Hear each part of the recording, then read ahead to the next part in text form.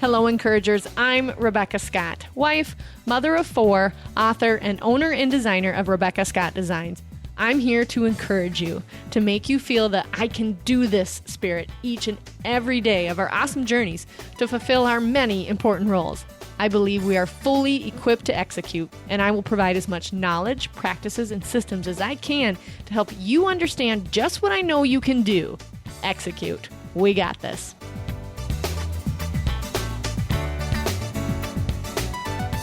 Hello, encouragers. On today's episode, I'm going to talk about how to think lean when you're building your company. I want to be careful to lay out that this does not mean think small.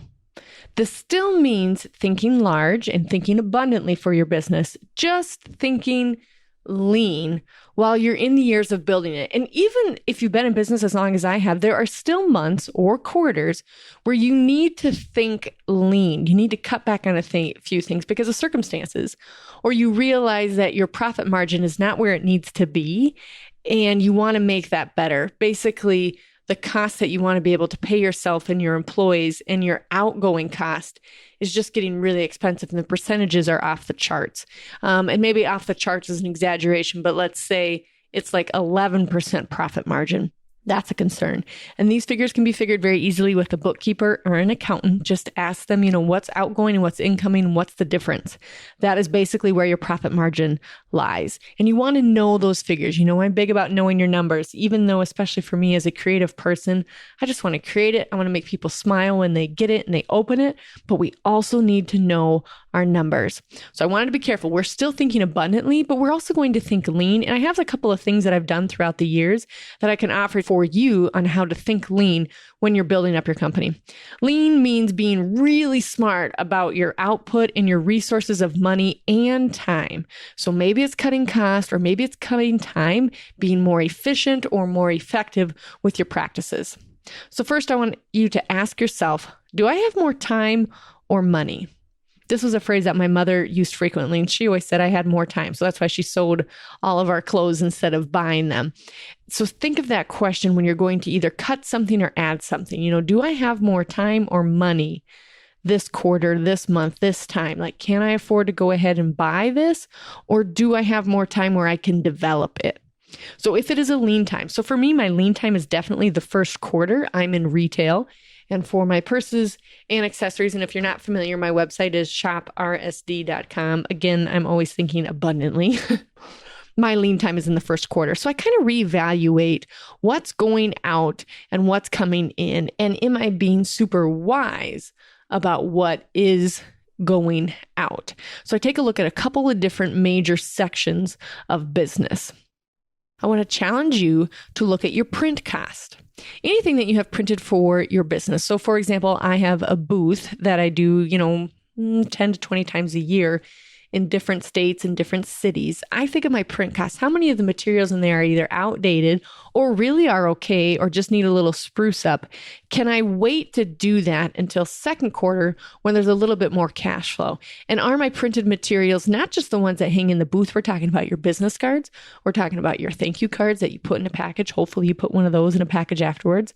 We're talking about anything that you hang up in your workspace that costs you money that is a paper or a print cost. Are your business cards costing you too much? Do you need to get real about whether or not you want them die cutted? There's all kinds of theories. So it kind of depends on, which stage of business, of course, you are in. If you need to have the square business card instead of the rectangle, so you stick out amidst the majority of people, that's okay. Just make sure that you're figuring in that extra cost. Or if you need to cut back on your paper weight is too heavy and you can work with a lesser weight. Maybe it's just for the thank you card, you work with a lesser weight. Or the graphic designer is costing you too much and you need to just have quicker jobs. Maybe you could go with a graphic designer that costs less just for a short job. I'm a big believer in always supporting your local people and your local friends. And my graphic designer is incredible.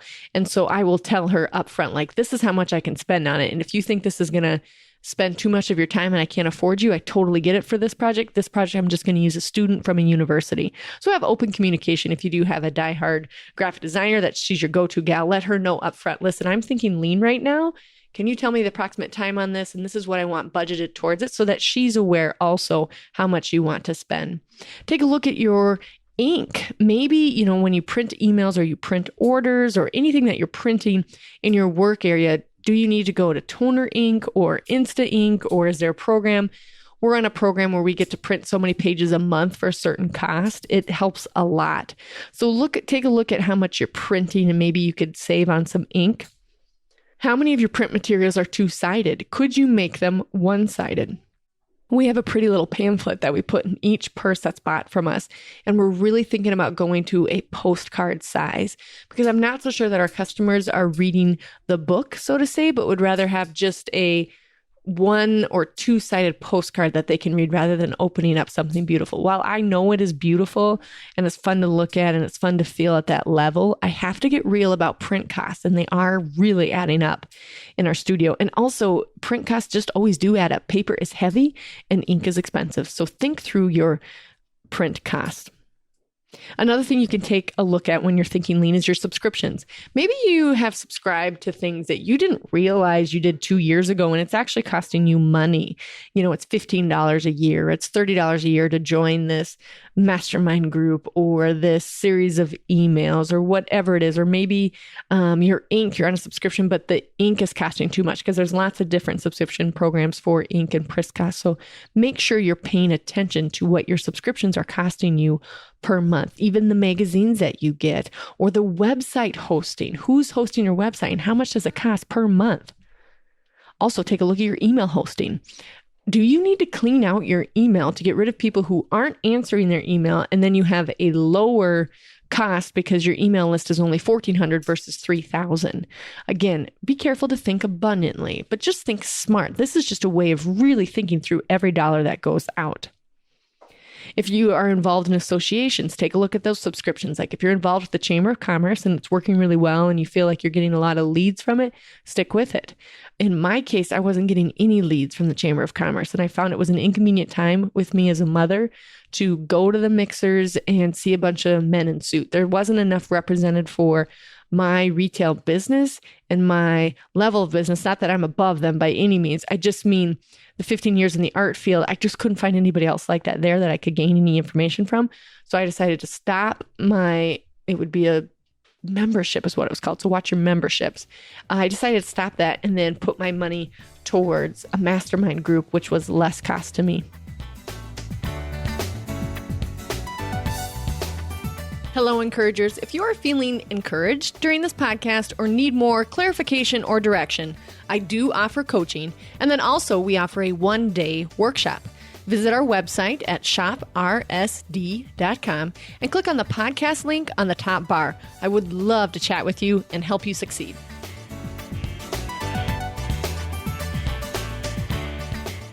Another thing to think about when you're thinking lean is payroll. Now, I don't want anybody losing their job over this podcast. I just mean think about your employees, or in my case, your subcontractors. What is everybody being paid per piece? Does that need to be reevaluated, or could you teach some more efficiencies so they could do the job quicker, therefore saving you more money? Have you not trained something fully that you need to go back over and train on? Or could you rearrange who's doing what? So if somebody is doing the job slower than it needs to be done and doesn't have any energy for it, could you give that job to another employee or friend, depending on the size of your team, that can do it with joy and quicker and all that, and for less cost? Sometimes you can rework contracts. Like we talked a little bit about my graphic designer. Same thing here. Like, okay, I want this amount of your hours to go to my social media, and I want this amount of your hours to go to graphic design. And I need you to tell me in the month if I'm going over in hours, because I'm trying to only spend this much. Open communication is always best, to just tell your team, hey, we're in a lean period here. If you can find a supply for cheaper, or you do on your own time, use this service, would you guys let us know about it? That's an excellent way of reaching out. One of my seamstresses found us Velcro for a lot less than we were paying, just because she used it for her husband's car upholstery. I mean, it's awesome. So reach out to those around you, trying to find through your employees, can we get supplies for cheaper, or can we rearrange the jobs within your employees a little bit to make sure that you're getting every single dollar that you've earned? COGS. I've taught you guys a little bit about what COGS mean. It's the cost of goods sold. How much does it cost you to sell your item or your service? Do you need to increase prices? During a lean period, you do really need to evaluate, should you charge just $5 more, or maybe it's $50 more? And the way to kind of gauge that is look around your industry and find out what people are paying outside of your state for the same thing you're doing. Look on Etsy and find out what everybody else is charging for their hair bows. And don't just say, I want to be the cheapest one, because you know what they'll say? Oh, she's really cheap. Is that what you want people to say? Or do you want people to say she's worth every penny? And even if your product is something that doesn't cost a lot of money, still make sure that it matches up with everybody else in your industry so that you're not lessening their value and vice versa. So make sure that you're matched up pretty equivalently or even a little bit more in your industry around your state and elsewhere. Another thing to look at when you're talking about the cost of goods sold is look at wholesale. Could you get your buckles for cheaper if you went to the next price break and asked for wholesale? So use the word wholesale when you're ordering things. Do you have wholesale pricing or do you have a price break? And they say, we'll give you 15% off if you order 100 of them. So ask for the words price break and use the word wholesale when you're trying to get a better cost on your materials. Also, could you, on your website or however your service is done, could you do pre-orders? Because then you get the money in advance to buy whatever it is to sew it, or even for the service that you require 50% down. This will help during a lean period so that you can keep things cash flowing a little bit better. But find out if you can do pre-orders or if it's service related, that if you can get 50% down before you even start. Then also with your COGS, I want you to research every single transaction that goes through your business checking. And in my case, because I use the Profit First, I have to check 3 different accounts. But I check everything that goes through so that I can see if we could save more money. Now, I have an executive assistant that can also check, so I do have that advantage, but that's not something that is unattainable. You can totally be checking this and going, am I really getting the best pricing for this? And start asking around. Every single transaction that comes in, if you do not know who the company is or what it is you're ordering, those are the ones that should be red flags for you to find out if you actually even need it anymore. Because sometimes when you get so busy trying to make the product and there's a lot of demand out there, you just start ordering things and forgetting where you're ordering from. And then you realize, oh my gosh, that was a monthly thing and I still haven't canceled it. So be really careful on what is going out. Just watch those transactions to see if there's things that you can shut down or things that you can save more money on by choosing a different company to supply it. Another step in thinking lean is you need to prioritize your spending. Do you need it now or can it wait till later? When we get in the mode of a company that's between $1 to $100,000, we think really lean because we're just in the building stages. And then we get to $100,000 to $250,000. It's like we give ourselves like a 20% raise where we think, well, we can buy a little bit more.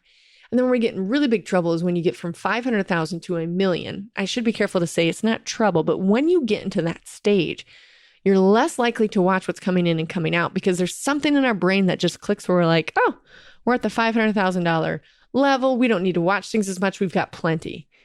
Do you? Have you looked carefully at what's going out still to make sure that you're still thinking as if you were a $0 to $250,000 company? So think carefully about prioritizing your spending. Can you wait to do that? And can you seriously afford that? Or can you wait to do it later? Also, think through your inventory. How much is on your shelf? For everything that sits on your shelf, you know that there are dollars attached. You've already spent the money. And if it is not moving, the money isn't moving either.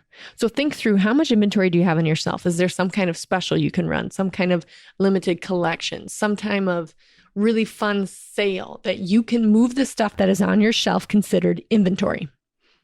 And then also be really careful to think about what you're putting back into your inventory. Are you buying more things to put in your inventory? Or in my case, am I making too many things during this lean time that the money is being poured into the making? Like I already have the fabric. So the raw material is cheaper to me than making the purse is. As soon as a purse is made and sitting on the shelf, that's the most expensive item I have in my studio. But when it's in the raw materials, it's less cost to me. So reevaluate how much is in your inventory and how much is in your raw materials and keep that fine line between the two of them when you're running a lean company. So I just want to reemphasize again, this is not a way of thinking scarcity or something like that. I still want you to think abundantly. I just want you to be super wise with what is coming in and what is coming out and how to think lean during those times when it happens. You know, this last year, we really experienced a slump when we had so many blizzards in the Midwest here in the month of April. Normally a really great month for us to kind of start ordering supplies for the summer shows. We couldn't because we went to shows and nobody could come because of a blizzard. So it made me go back to the basics and think, okay, are we making sure that we're running as lean as possible? So here are a couple of examples. Ask yourself, do I have more time or money? Think through your print costs. How much is everything that you have printed, your business cards, your ink? Do you need two-sided or one-sided? Is things too wordy? Paper is something people frequently throw away, so make sure you're only printing what you know your customers will love. Think through your subscriptions or your memberships or any associations. Think through your payroll. Can you rearrange some jobs or teach more efficiencies or rework some contracts and being very open with what you can afford that month? Think through your COGS, your cost of goods sold, your materials. Do you need to increase your prices? Do you need to buy wholesale? Ask for price breaks. Do pre-orders, require half down, research every single product and service that comes through in any transaction on your banking account so that you know exactly how much you're paying and for what. Prioritize your spending. Can you spend it now or later? And then also check through your inventory. Do you have too much on the shelf?